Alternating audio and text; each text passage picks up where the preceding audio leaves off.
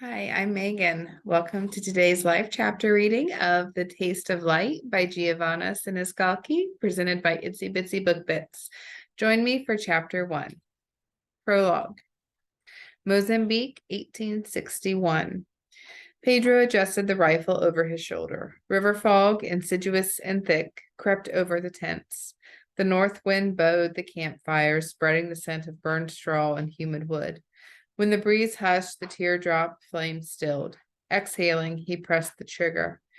A yelp and a string of colorful curses rose above the cicada's call.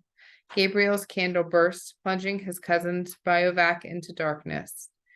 Fernando, the Duke of Gonzaga, whistled, a grin splitting his chubby cheeks. Officer Gabriel will not like that you snuffed another of his candles, sir. Pedro's lips quirked. It will teach him to go to sleep instead of drawing the entire night. They needed to march at first light to lead the tribe under their protection to safety, and at the rate Gabriel consumed paper, Pedro would have to write his letters on brick.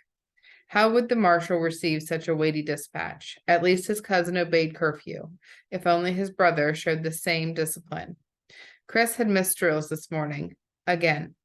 Can I conclude the bulletin, sir? Fernando grimaced at his ink-stained hand and glared at the leaking pen. Pedro cocked the rifle's action and recharged the cartridge. Without our demands for provision, tell the marshal I cannot wage war here unless he sends horses, aguardiente, uniforms, flour, and gunpowder. A soldier survived 3 days without water, 70 without rations, but only 5 seconds without powder. Fernando's smile wavered, and his gaze strayed to their meager wine supply. The Portuguese queen had sent the boy to Mozambique's cantonments to conclude his military education. Since he had become Pedro's aide-de-camp, the reality of the African colonies had claimed several of the youth's pounds, and Pedro wondered how long it would take to claim his wide-eyed idealism. Include 3 caskets of port and whatever books the marshal can fit into the frigate. Thank you, Fernando grinned and wrote eagerly. Greetings, Alamaster. The Viscount of Beria poked his powdered head inside the tent. I would knock, except there is no door. How had his father's secretary found their position? He was supposed to stay in Mozambique's capital, where he could not report Pedro's doings to the hawkish prime minister's eyes. Pedro hid his surprise under the blank facade and lifted his chin, the only cordiality he could force himself to show to the old sycophant. Beira tipped inside Pedro's quarters as if afraid to taint his ancient hussar uniform. The last time his bearskin had seen action had probably been in the Civil War, and even then, from above the fence, ready to jump at whatever side was winning. Never say father sent you just to celebrate my birthday. If the Duke of Titano had thought to keep maneuvering Pedro from his lofty seat as prime minister in Lisbon, he would soon know the error of his ways. Pedro's 21st birthday had freed his mother's inheritance, severing his father's last hold over him. Yes, how could he not? Vieira tipped the box he carried as if only then noticing it. He placed it atop Pedro's makeshift table and opened the lid. A magnificent chess set. The prime minister bought it in St. Petersburg. Pedro inspected the contents. Besides the chess set, veiled by tissue paper, was his father's whip. Pedro stared at the ivory-handled and twisted thong, and bile rose to his mouth. He shut the lid, telling himself he had risen above his father's lessons. It is hard to play the game in bivouacs. Not enough light. I'm sure your majesty provides adequate funds to deploy his troops comfortably. In fact, if you protected Portuguese interests in the capital instead of escorting some Negroes down the river. Pedro gritted his teeth. When I arrived, the East African colonies were a disgrace to his majesty's coffers. If he so wishes, the Duke of Titano can take credit for my improvements, unless the prime minister is against progress here. Beira sucked in an affronted breath. Progress? You court-martialed Mozambique's governor. He acted under the influence of slave traders. You expelled the priest. I arrested him for a public commotion. Pedro lifted his brows. Inside the brothel. Beira sighed, dropping his shoulders. Look, your father applauds your enlightened endeavors. As always, your fervor and nobility amuses him. Creating a primary school, a hospital, even a civil code? But this is Africa, not Europe. Your mission was to curb rebellions against the crown and safeguard the gold miners' interests. If it depended on the Duke of Titano, Pedro would employ all resources to patrol the ivory and gold routes instead of curbing lawless slave traders from terrorizing villages. A gunshot report drowned the secretary's long-winded arguments. Pulse speeding, Pedro flung away the tent's canvas screen. A line of torches lit the black mountains behind the Zambezi River, and Swahili war cries pierced the night. The Chikunda, Fernando mumbled, waving the dispatch like a peace flag. The bands of enslaved warriors oppressed villages from Mozambique to Luanda, raiding the tribes for slaves to feed their master's ships. Pedro cursed under his breath. How had they found their location? Grabbing his rifle, Pedro strode outside, followed by Fernando and Barrera. The mist-shrouded night had turned into a battlefield. A shell exploded the camp's oven, showering debris over Fernando. Ears ringing, Pedro pulled his aide-de-camp to his feet. Are you hurt? I'm all right, sir. His fair skin had brown smudges, and his eyes were wider than a cannonball. He shook the letter, cleaning the paper. Now I won't need to block the ink with sand. One had to admire his grit. Barrera's face was whiter than the powder he used over his receding hair. You should stay out of the Chicunda's way. You know what they want. Of course, Pedro did. They wanted slaves. Ignoring Barrera's outburst, Pedro flung the bugle at his aide-de-camp. Assemble the men.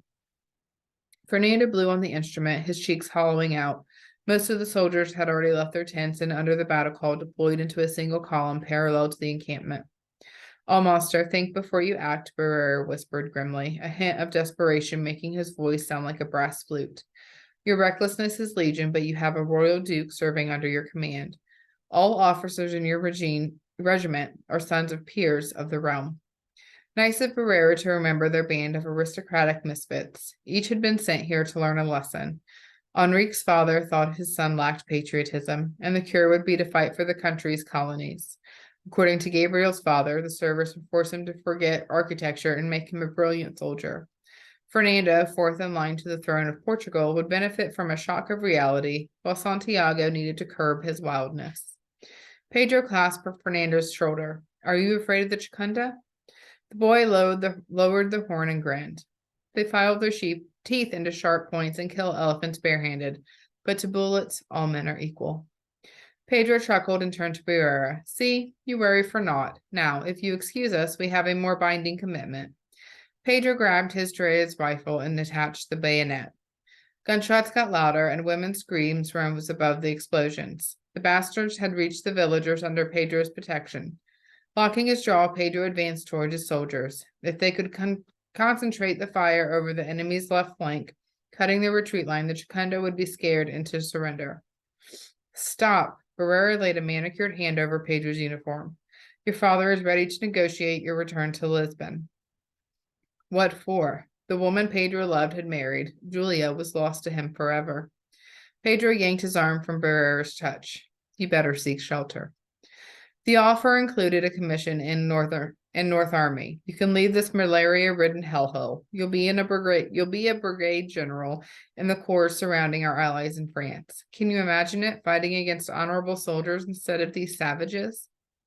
Pedro shut his eyes, his hand twisting the bayonet until there would be no hope of removing it. Damn his father and his cruel manipulations. Why flaunt Pedro's dream, his life goal, after cruelly denying it last year? Since when was he blind to the Duke of Titiano's lessons? What father offered was a carrot to tempt Pedro from his obligations and crush what he called Pedro's useless morals. The gunfire stopped, the lull eerily like the silence before a storm. Excuse me. Fernando lowered the trumpet. Their gazes met. They had talked about dreams.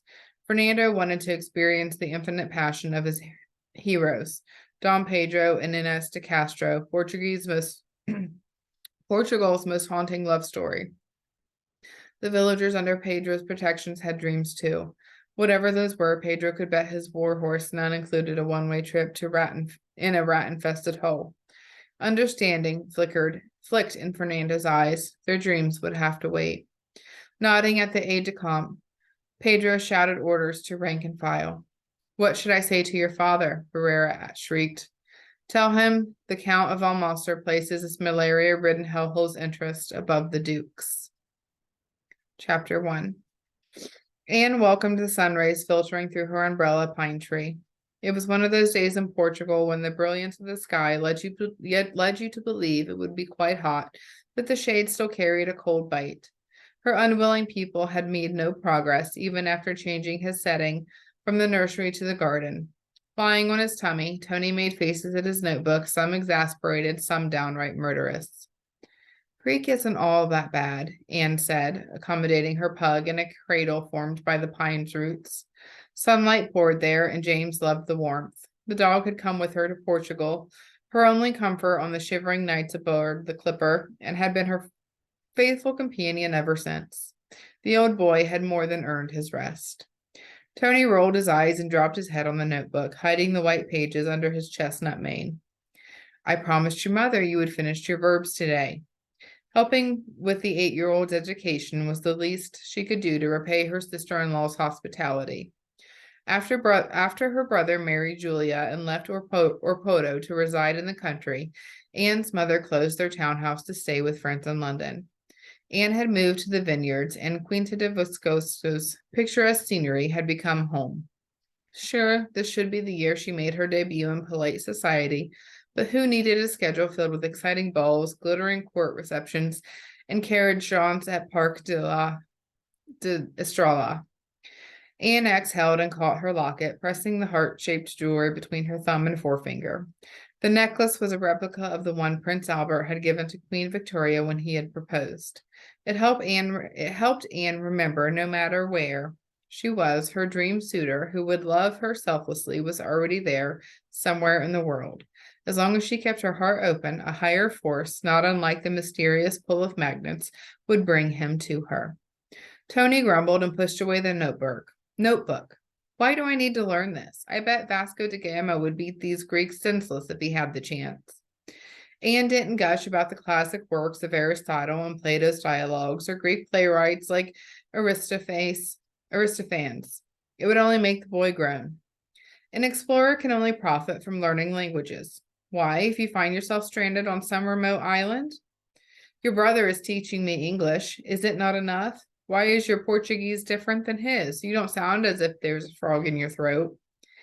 Anne chuckled at the slandering of her brother's pronunciation and the boy's blatant change of subject. When Griffin came to live here, he was an adult, but I was not yet your age. Plus, my best friend is Portuguese. I think Mama is his first Portuguese friend. I guess you are right. Before Griffin fell in love with Julia, he was the most stalwart peer of the British community in Orpoto. Made of port wine traders and their families, they inhabited a separate society in the city, with different schools, clubs, and churches, and even bathing spots at the beach.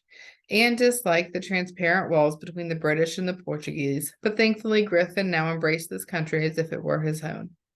Soon I will go to the Indies like Vasco da Gama. I will have my fleet and go exploring new worlds. If you drop the Greek, you can come, he said, his voice solemn. Anne placed a hand over her heart. I will be delighted to accompany you, Mr. Fiera, after you finish your verbs.